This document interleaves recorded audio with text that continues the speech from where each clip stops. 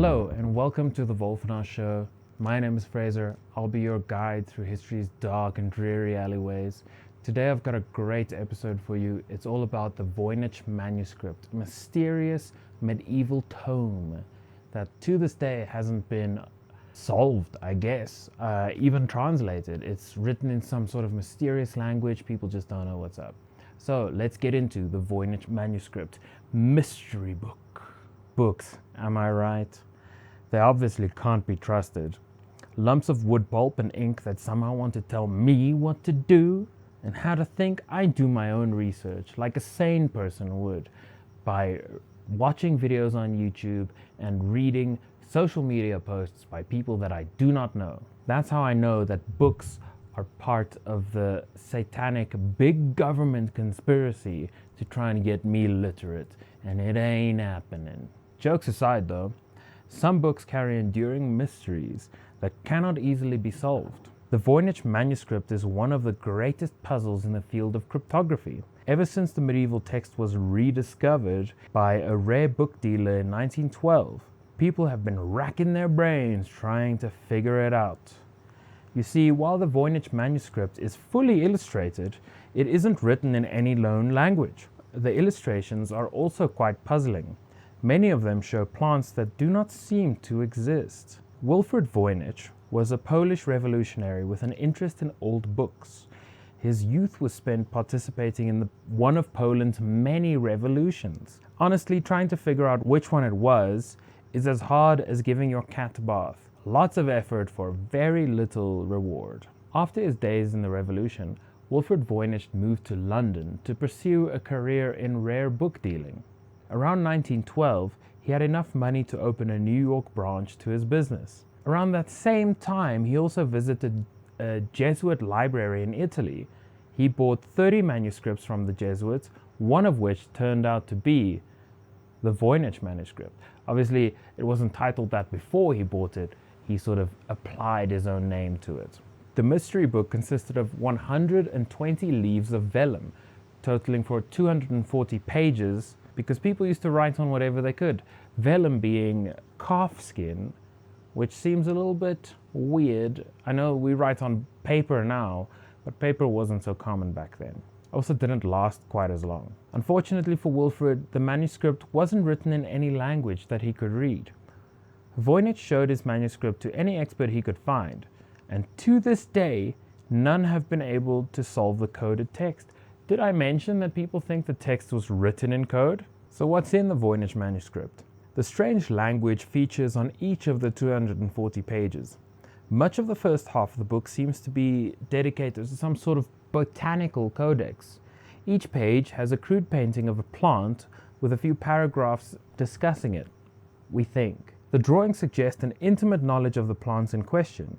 Most of the plants remain unidentified though.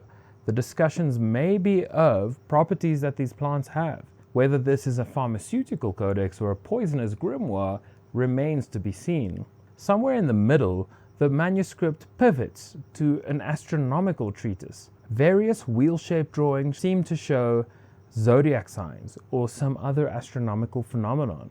There are even a few fold-out charts. After the star stuff, we get into an altogether incomprehensible mix of people and plants. Some of this stuff looks like someone had a bit too much of the bad rye and suffers from convulsive ergotism.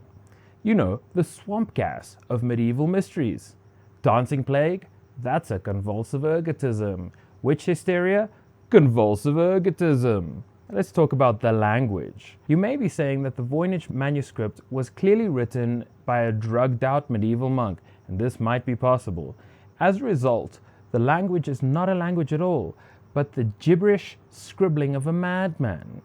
Besides, the text isn't even using a known alphabet. Experts seem to disagree with you, dear incensed reader. Or listener, I guess. The words in the Voynich Manuscript seem to follow rules. A set of around 25 characters make up most of the alphabet of this language. Grammatical experts liken the Voynichese to Mandarin Pinyin writing, although Mandarin Pinyin seems to be closer to European texts than the Voynichese, which is saying a lot because it's pretty far removed. languages that developed entirely separately, are closer to each other than this Voynichese. Statisticians from the University of Sao Paulo, led by Diego Amancio, published a study in 2014 where they analyzed word frequency and structure. Their goal was to see whether the Voynich manuscript was written in a language at all. According to their study, in 90% of their data, the text was similar to what you would find in other books. That means that Voynichese is an actual language. There have been many more studies into the mystery manuscript's language, most indicating that the language is consistent with other known languages, just entirely indecipherable and not recorded ever before in any other text, which makes it a little bit of a mystery.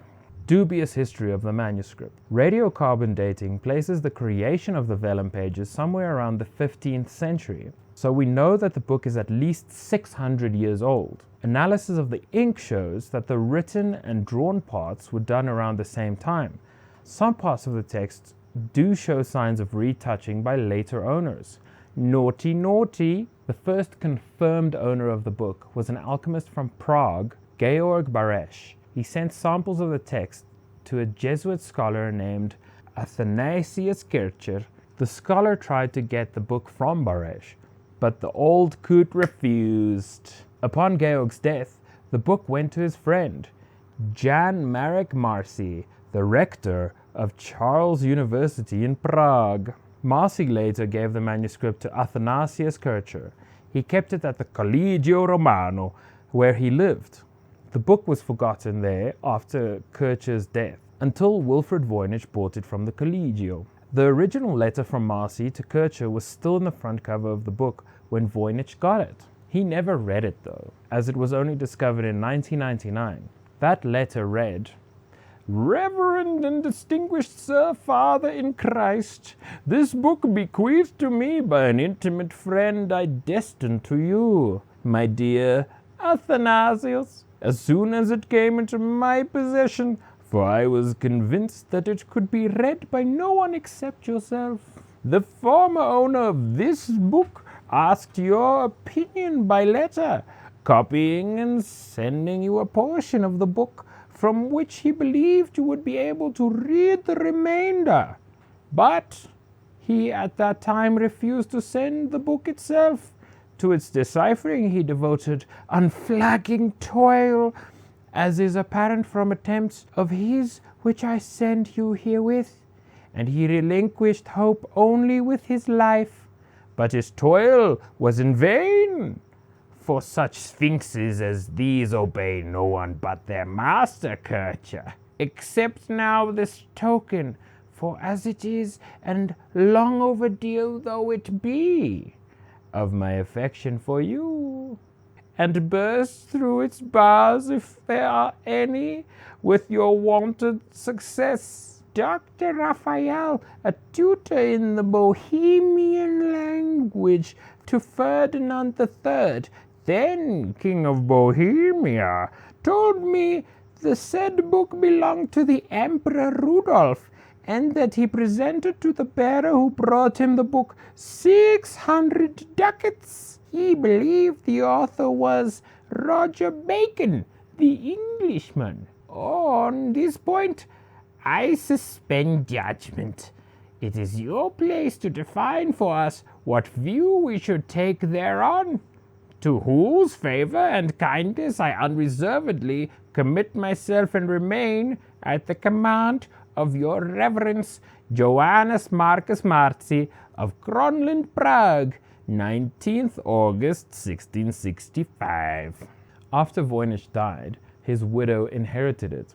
She willed it to her friend Aunt Nil in 1960 and sold it to an antiques dealer in 1961. Hans P. Kraus, the antique dealer, couldn't find anyone to buy the Voynich manuscript. He therefore gifted it to Yale University, where it remains to this day. Hoax or history? The Voynich manuscript has been studied by so many people at this point that any claims of a hoax seem far-fetched. That hasn't stopped many exasperated scholars from yelling it from the rooftops. One theory states that Wilfred Voynich had the knowledge and skill to create a fake manuscript. While the book is seemingly mentioned in collections or letters, it is never really identified as the same book. This leaves a gap for an opportunistic Voynich to coin it as a forgery. The main problem is that Voynich never sold the book. So if the book is real and the language is real, then what the hell is it about? We may well never know, despite someone claiming to have translated it every couple of years. The entire Voynich manuscript is available online, so why not try your hand at the mystery? And that's the story of the Voynich manuscript. I'll have a link down below to the full article, as well as a link to the Voynich manuscript itself. It seems that my cat has decided to join this video. Thank you, Jeannie, for your input. If you enjoyed this video, like, comment, subscribe. Tell me in the comments, was it a fake? Was it real? Can you read Voynichese? Were you born into the Voynichese culture? What's it all about? Let me know. So if you enjoyed the video, share it with your grandfather. If you want a specific article from our website, comment that down below. If you want me to write an article or something that you found interesting, some mystery, comment that down below as well. I'm very responsive. And until next time, you stay smart.